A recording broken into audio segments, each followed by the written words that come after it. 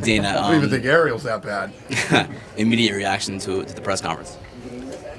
It was dark, man. It was the darkest press conference I've ever been a part of. But, Conor McGregor is the master of mental warfare. I said it before, and I'll say it again, man. I think he's better than anybody, even Ali.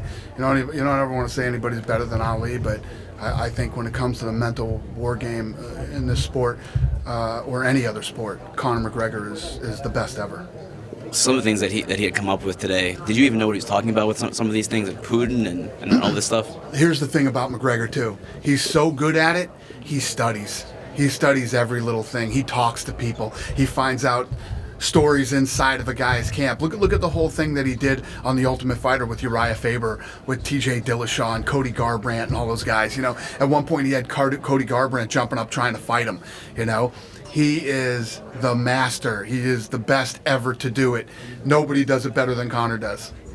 In hindsight, the right move to keep it away from the public, to keep this a private event? Yeah.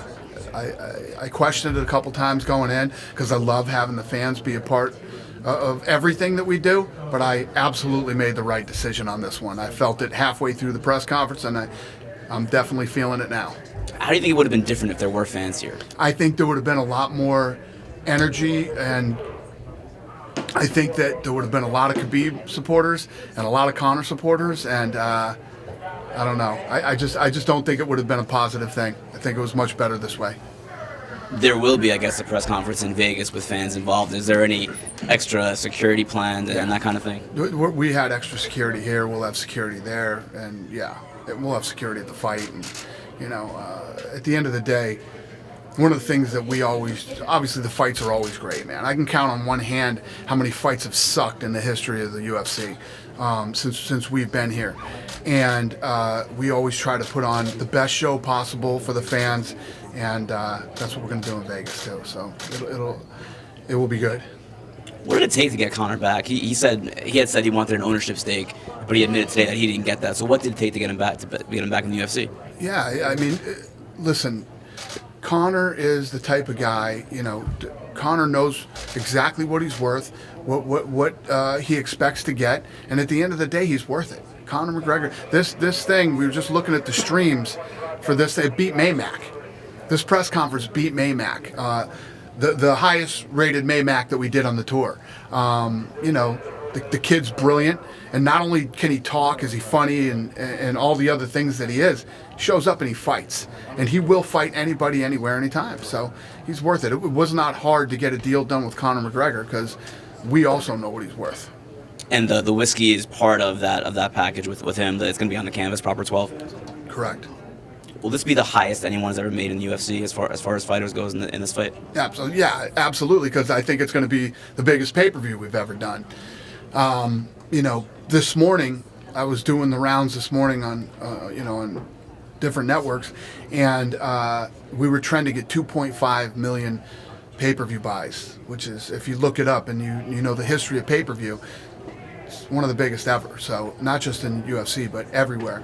You're up there with like De La Hoya Mayweather. You're up there with Tyson versus Lennox Lewis, fights like that. So that's where that thing was trending this morning. I don't know what these numbers mean today, but it definitely doesn't suck, When you say trending, is that already pre-sales, or is that just people making requests? So they're based off pre-sales on all the different platforms, including ours. You said that John Jones is not headlining UFC 230 here at Madison Correct. Square Garden. Who is headlining UFC 230? We'll announce it soon. We're working on the deal now. Tickets are on sale this week, right? So I guess that would have to be sometime. Exactly. We got to get shit done. Hey, Dana, when there's that much tension and you're managing it and kind of keeping, I know when he grabbed the whiskey and he was trying to offer it, I saw you kind of making sure he wasn't going to drop in his face or That's something exactly like what I thought he was going to do. Yeah. When you're doing that and then you get them in the square off and then somebody like Ali Abdelaziz is in the back and he starts talking, how disruptive is that sort of bad, and that's one of the things that I tried to avoid at this press conference. It's bad enough when the two fighters are going at it, but then when the camps start to get involved, that's when shit goes south, and that's what we were trying to avoid here with everybody. And does that give you a little more pause for, like, as you go into fight week, like just contemplating that sort of thing? We were very smart in the way we handled this today, and we will be even smarter at the next one and at the fight. Due to the passion of the crowds that are going to be for these two fighters, are you guys doing anything different or beefing up security for this? Yeah. event? There's going to be security, and we're ready for this. We're ready for this. We made this fight. This fight's going to go off. There's a lot of bad blood, and I'm sure there's even more now. And this will be handled literally perfectly for the fight, for the fans, for everybody. Everybody wants to see a fight, man. So we will make this thing work. You had a few NYPD officers on stage during this. Was that their idea or your idea? Yeah, well, obviously New York is concerned after what went down here last time. I think the commission here is concerned after what happened last time, and frankly, we're concerned. So, listen, it isn't a bad thing to have a little bit. I ain't as fucking young as I used to be, so it isn't too bad having some backup. All the things that Conor said today, do you think Khabib is affected by any of that? Yes. You're not human if that doesn't affect you. It's impossible not to infect you. And Conor knows that. Conor came in and did what Conor does. That's why I say it. He's the best ever. There's never been anybody better at the mental warfare game than Conor McGregor. He's the absolute best of all time. Do you guys ever talk to fighters after the fact about maybe what they bring up there? Do you ever try to reel them in or just let them go? This is the fight business, man. This is not the nice business. It's the fight business. And mean things are going to be said. Things that are probably out of bounds are going to be said. But the beauty of fighting is, on October 6th, they will step into the octagon and everything will be settled. Dana, there was an incident on the plane yesterday for Conor McGregor. Do you know exactly what happened, or can you talk about exactly what happened on the plane? I have no idea. There's something with security and... I don't know anything about it, but yeah. I know New York was a little nervous about Conor being here, so the state of New York and the commission and everybody was concerned. Because obviously, I mean, if you look at the press conference today, these guys hate each other, and this is serious to both of them. What do you think about Mayweather-Pacquiao too coming up possibly? Yeah, I mean, I think that I think they'll both make a lot of money. You know, I don't think it'll do what it did the first time, but I think it will. I think it will be very profitable for both of them. Think it'll do better than Conor Khabib? I don't know. The difference is here's the difference in a fight like this, and no disrespect to either one of those guys, because obviously, you know, if you look at what Floyd's done in his career, and I was a big Pacquiao fan, you know, his whole career. But what fight fans really want and what fight fans love are two animals who are in their prime, you know, and fighting for the belt or dislike or whatever it might be, like this situation with these two. The reason this fight is so big, because this is a real fight. This is a legit fight with two of the best in the absolute best in the world, undefeated, you know, Khabib and Conor McGregor, who's incredible. At the end of the day, that's what sells and that's what fans want to see. With John Jones coming back and Daniel Cormier saying he wants to defend his title again at light heavyweight before he fights Brock, what does that mean? Is there any chance those two coincide? I don't know. Yeah, we'll see how this thing plays out. First of all, Cormier's hand is still messed up from the fight with Stipe, so you know, we'll see how this whole thing plays out. I have literally no answers about any of that yet. What do you think the odds And this thing are? just happened yesterday with Jones. Right. Who saw that coming? He's not in shape. Yeah. He's got to get in shape and train. There's turmoil going on right now in his camp. You know, there's a battle between Cerrone and the camp split in half. Half of his guys are over with Cerrone. The other half are over there with the other guys. And I don't know. What are the odds, do you think, that Cormier will be able to defend his light heavyweight title before he fights Brock, and then, as he says, he's going to retire in March next year? So, Say that again? do you think Daniel Cormier will be able to defend his light heavyweight title and fight Brock Lesnar before he retires it, when he says he's going to retire? Who said that, in March? Cormier? Cormier. He hasn't said that to me. Well, he said he was going to retire by his 40th birthday, which is March. Got it. So- Everybody says that.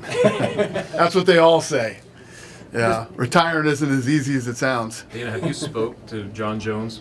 Have you talked to him since this? Just in text. Yeah. Not since this thing. Not since this happened Okay. yesterday. I've been You seem like I'm home like 5 days this month, so I haven't really been. You seem like you had reservations, obviously, about putting him in a big spot, and then we did UFC 214, and the whole thing goes down, and here we are again. Do you have more of a trust, I guess, with him through this process somehow coming out of the back end of this? Do you feel like you can trust him again in a big spot like I that? don't know. I mean, talking about trusting him is whatever. This is his life. This is his life.